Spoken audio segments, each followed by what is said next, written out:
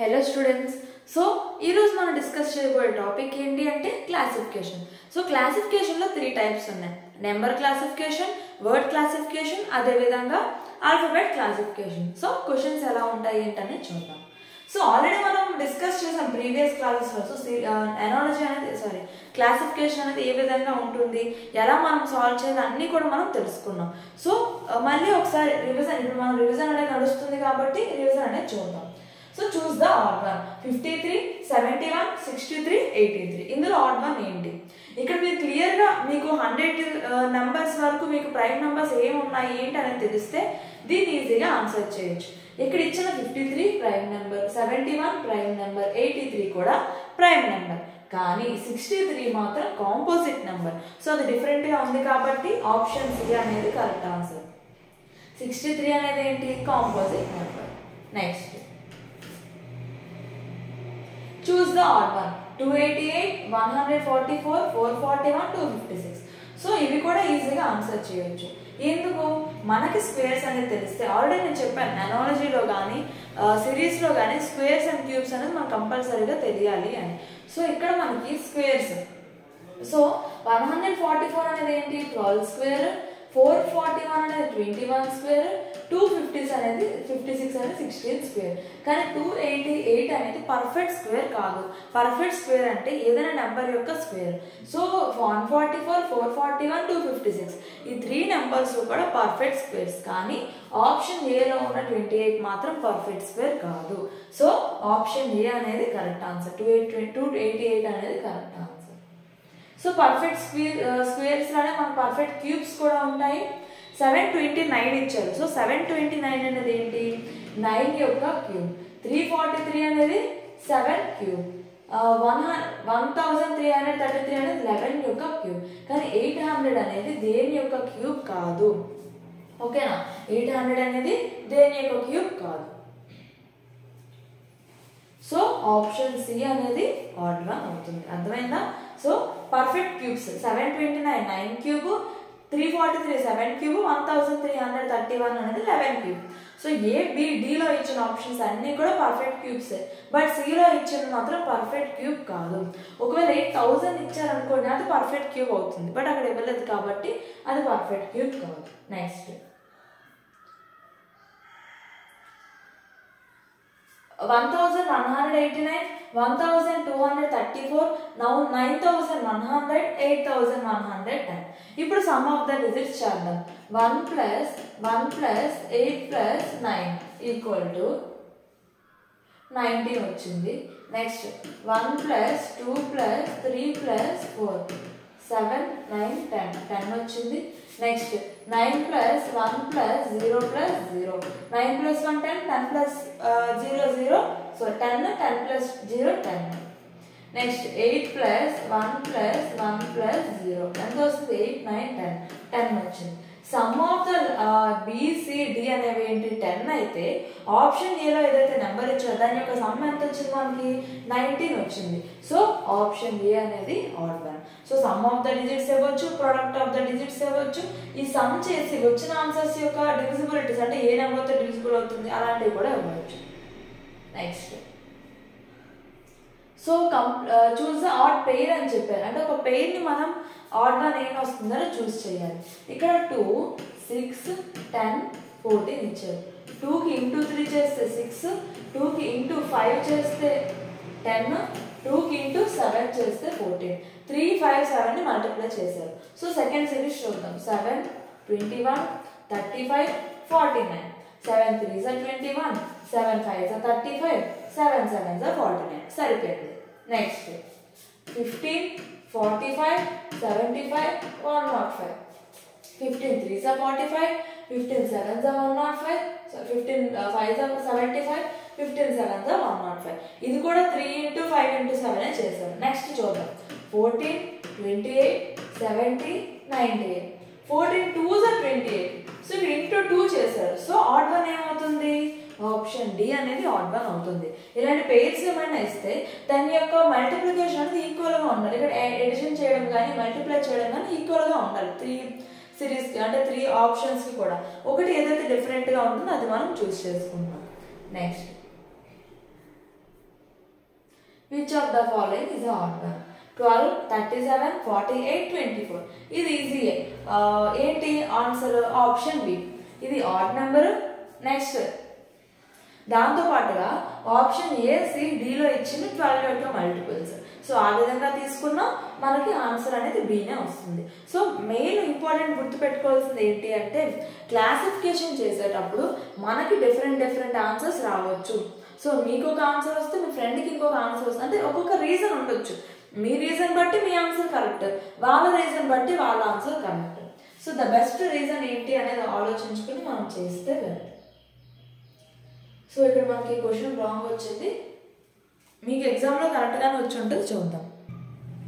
So ఇది question 49321008 2772 and 2058. So ఒకసారి add చేసి చూద్దాం. 4 + 9 + 3 + 2. సో ఎంత వస్తుంది? 18 వచ్చింది. నెక్స్ట్ 1 + 0 + 0 + 8 ఎంత వచ్చింది? 9. నెక్స్ట్ 2 + 7 + 7 + 2 ఎంత వస్తుంది? 18. నెక్స్ట్ 2 + 0 + 5 + 8 5 + 2 ఎంత? 7 7 + 8 ఎంత? 15. ఇక్కడ చూడండి. సో 18, 9, 18. సో ఈ 3 కూడా ఇప్పుడు ఇవన్నీ కూడా 3 యొక్క డివిజిబుల్, అంటే అన్ని కూడా 3 తో డివిజిబుల్ అవుతాయి. అంతేనా? 15 అవుతుంది, 18 అవుతుంది, 9 అవుతుంది, 18 అవుతుంది. సో ఇవన్నీ కూడా 3 తో డివిజిబుల్ అవుతాయి. సో నెక్స్ట్ ఇక్కడ 3 తో డివిజిబిలిటీ అన్ని అవుతాయి కాబట్టి 9 తీసుకున్నాం. సో ఇక్కడ ఇంకొక రీజన్ కూడా ఉంది. ఏంటి ఆ రీజన్ అంటే 19, 18, 9, 18 అనేవి 9 తో డివిజిబుల్ అవుతాయి. అంటే 3 తోనే డివిజిబుల్ అవుతాయి, దాంతో పాటుగా 9 తో కూడా డివిజిబుల్ అవుతుంది. 15 మాత్రం ఓన్లీ 3 తోనే అవుతుంది. సో ఆ రీజన్ బట్టి చూసుకుంటే ఆప్షన్ డి అనేది కరెక్ట్ ఆన్సర్ అవుతుంది. లేదు అంటే 18, 9, 18 అంటే సమ్ ఆఫ్ ద డిజిట్స్ అనేవి 9 తో డివిజిబుల్ అవుతాయి ఏబిసిలో, కానీ ఆప్షన్ డిలో మాత్రం 9 తో డివిజిబుల్ అవ్వట్లేదు. సో ఆ విధంగా మనం ఆన్సర్ కూడా తీసుకోవచ్చు. Next which of the following is odd one? A, O, U, D ఇచ్చారు. ఇక్కడ వొవెల్స్ ఇచ్చారు. A, E, I, O, U అనే వొవెల్స్. అందులో డి అనేది వొవెల్ కాదు కదా. సో ఆడ్ వన్ ఏమవుతుంది? Option D. So A, O, U అనే వొవెల్స్ అయితే డి మాత్రం ఏంటి? కాన్సనెంట్. సో ఆప్షన్ డి అనేది odd one. Next A, B ఇచ్చారు. అంటే ఏకి +1 చేస్తే బి వచ్చింది, డికి +1 చేస్తే ఈ వచ్చింది, దీనికి -1 చేశారు, జేకి మళ్ళీ +1 చేశారు. సో ఆప్షన్ ఏలో ఏబికి, డిఈకి, ఆప్షన్ డిలో ఉన్న జేకేకి అన్నిటికీ +1 చేస్తే ఆప్షన్ సిలో టీఎస్ ఇచ్చారు. ఎస్టీ ఇచ్చారు అనుకుంటే +1 అవుతుంది. టీఎస్ ఇచ్చారు అంటే ఏం చేసినట్టు? అక్కడ -1 చేసినట్టు. సో ఆప్షన్ సి అనేది correct answer. Next which of the following is odd one? So BD, JM, SV, JC అనేది ఇచ్చారు. సో బి నుంచి డి వరకు వెళ్ళాలంటే ఏం చేయాలి? +2 చేయాలి. నెక్స్ట్ జే +3 చేశారు, ఎస్ +3 చేశారు. జెడ్ నుంచి సి వరకు వెళ్ళాలంటే ఆల్రెడీ టేబుల్ చూసాం కదా, ఏబిసి అంటే +3 చేశారు. సో ఆప్షన్ బి, సి, డిలో ఉన్న లెటర్స్ కి మధ్యలో ఉన్న గ్యాప్ ఎంత? 3. అంటే గ్యాప్ తీసుకుంటే 2 యాడ్ చేస్తే ఫస్ట్ లెటర్ నుంచి నెక్స్ట్ లెటర్ వెళ్ళాలి అంటే +3 చేశారు. కానీ ఆప్షన్ ఏలో మాత్రమే +2 చేశారు. సో ఆడ్ వన్ ఏమవుతుంది? ఆప్షన్ ఏ అనేది ఆడ్ వన్ అవుతుంది. ఇక్కడ ఉన్న థీమ్స్ అన్ని కూడా మనం కోడింగ్ అండ్ డీకోడింగ్ ఏ విధంగా చేసాం అదే థీమ్స్ వస్తాయి. నెక్స్ట్ ఏ, జెడ్ అంటే ఏకి -1 అన్నా చేయాలి, ఏకి ఆపోజిట్ అయినా చేసుకోవాలి. నెక్స్ట్ పిక్యూ, ఎల్ఓ ఇచ్చారంటే ఆపోజిట్, అంటే ఏకి ఆపోజిట్ జెడ్, ఎల్కి ఆపోజిట్ ఓ, ఈకి ఆపోజిట్ వి. కానీ పీకి ఆపోజిట్ ఏంటి? కే. కానీ ఇక్కడ ఏమి ఇచ్చారు? క్యూ ఇచ్చారు. సో ఆప్షన్ బి అనేది ఆడ్ వన్. ఆప్షన్ ఏలో, సిలో, డిలో ఆపోజిట్ లెటర్స్ ఇస్తే ఫస్ట్ లెటర్ కి ఆపోజిట్ లెటర్ ఇస్తే ఆప్షన్ బిలో మాత్రం నెక్స్ట్ లెటర్ ఇచ్చారు. సో ఆడ్ వన్ ఏమవుతుంది? Option B. Next which of the following is odd one? ఇక్కడ 17 ఇచ్చారు, R ఇచ్చారు. R అంటే ఒరిజినల్ ఎంత? 18. 18 -1 చేస్తే 17 వచ్చింది. అంటే R యొక్క ఒరిజినల్ వాల్యూకి -1 చేశారు. 11 ఇచ్చారు, k ఇచ్చారు. సో ఇక్కడ k అంటే ఎంత 11 అంటే k అంటే 11 కానీ దీని యొక్క ఒరిజినల్ వాల్యూని ఇచ్చేసారు ఇక్కడ. చూద్దాం ఒకవేళ next two options original letters ఉన్నాయి అనుకోండి ఆన్సర్ ఆప్షన్ ఏ అవుతుంది. -1 చేసి ఉన్నది అనుకోండి ఆన్సర్ అనేది ఆప్షన్ బి అవుతుంది. 12 m ఇచ్చారు, m అంటే 13 కి -1 చేస్తే 12. సో ఇది కూడా మైనస్ చేశారు. f 5, f అంటే 6 -1 చేస్తే 5 అంటే ఇక్కడ డిఫరెంట్ గా ఉన్నది ఏంటి ఆప్షన్ బి. k యొక్క ఒరిజినల్ వాల్యూ నాకు ఇచ్చారు కాబట్టి అది ఆడ్ వన్ అవుతుంది. Next which of the following is odd one? A 25, S 19, O 15, W 23. So ఇక్కడ S యొక్క వాల్యూ 19, O యొక్క వాల్యూ 15, W యొక్క వాల్యూ 23 సరిపోయింది. A యొక్క వాల్యూ 1 కదా రావాలి కానీ అక్కడ 25 ఇచ్చారు. So odd one option A. అర్థమైందా? S వాల్యూ 19 సో 19 ఇచ్చారు, O వాల్యూ 15 అక్కడ 15 ఇచ్చారు, W యొక్క వాల్యూ 23 అక్కడ 23 ఇచ్చారు. So odd one option A. Next A BBC P Q Q R W Y Y Z ఇచ్చారు. ఇక్కడ కన్సిక్యూటివ్ ఇచ్చారు ABC PQR KLM కానీ ఇక్కడ ఏమి ఇచ్చారు మనకి W X X Y రావాలి కానీ ఇక్కడ మనకి W Y Y Z వచ్చింది. So odd one option C. అర్థమైందా? ఈజీగా మనం సాల్వ్ చేయొచ్చు క్లాసిఫికేషన్ కూడా కానీ కొంచెం జాగ్రత్తగా నెంబర్ క్లాసిఫికేషన్ అనేది చూసుకోండి. రీజన్స్ అనేవి డిఫరెంట్ గా కూడా రావచ్చు ఒక్కొక్కరికి ఒక్కొక్కలాగా. MORV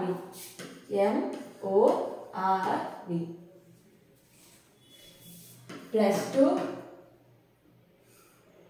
+3 +4. సో +2 +3 +4 అనేది చేశారు. నెక్స్ట్ కూడా చూద్దాం. DFIM D నుంచి F వరకు వెళ్ళాలంటే +2 +3 +4. సో ఇక్కడ కూడా +2 +3 +4 చేశారు. సో సిలో కానీ డిలో కానీ ఆన్సర్ ఉంది. ఎందుకు అంటే ఆప్షన్ ఏ ఇంకా బి అనేది మనం ఆల్రెడీ చూస్తాం. రెండిట్లో కూడా సేమ్ థీమ్ వచ్చింది +2 +3 +4. ఒకవేళ ఆప్షన్ సిలో కూడా సేమ్ థీమ్ వస్తే ఆన్సర్ డి అవుతుంది.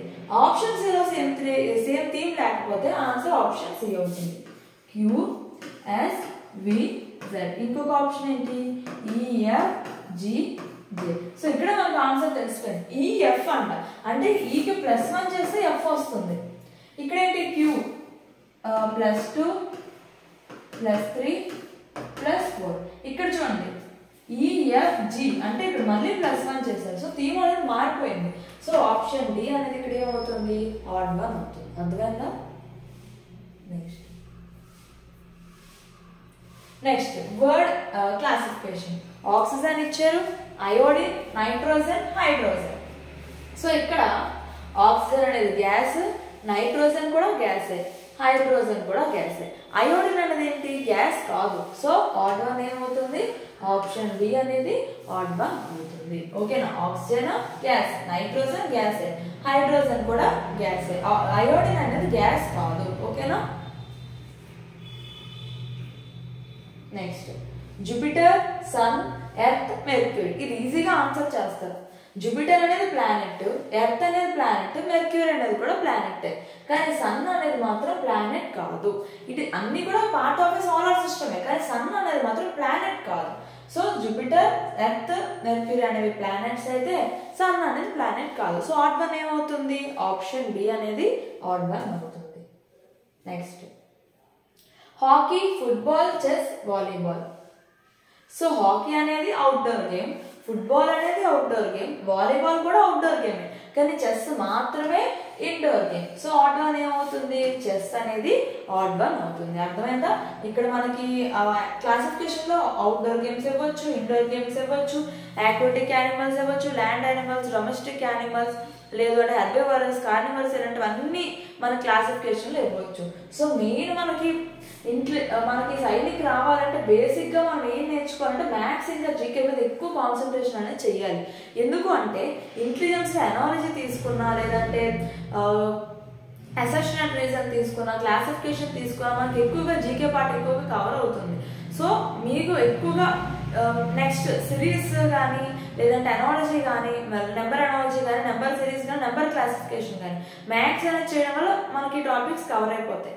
సో నెక్స్ట్ ఏంటి కొంచెం మనం చూసుకోవాలి అనుకుంటే ర్యాంకింగ్, డైరెక్షన్స్ చూసుకోవాలి.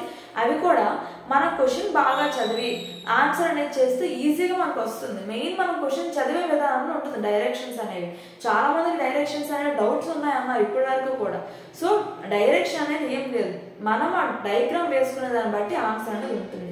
మీరు ఎన్ని క్లాసెస్ చూసినా ఏం చేసుకున్నా కూడా ప్రాక్టీస్ అనేది లేకపోతే ఎంత చేసినా వేస్ట్. అది మాత్రం మైండ్లో పెట్టుకోండి. Hand, heart, kidney, lungs. Heart అనేది internal part, kidney internal part, lungs కూడా ఇంటర్నల్ పార్ట్. ఇంటర్నల్ పార్ట్ అంటే మన బాడీ లోపల ఉండే ఆర్గన్స్ అవి. కానీ హ్యాండ్ అనేది మనకు బయటకి కనిపిస్తుంది కదా, ఎక్స్టర్నల్. ఎక్స్టర్నల్ అంటే బయట, ఇంటర్నల్ అంటే లోపల.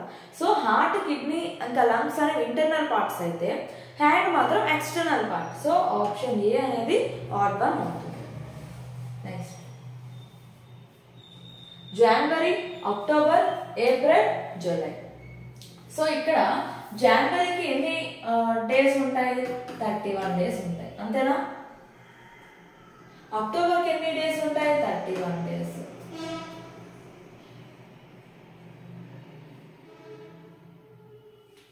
ఓకేనా? సో ఇలా మంత్స్ ఎప్పుడైనా ఇచ్చారనుకోండి డేస్ తీసుకుంటారు ఎక్కువగా. మనకి మంత్స్ ఒకవేళ ఇస్తే దానికి ఎన్ని నెంబర్ ఆఫ్ డేస్ ఉన్నాయి?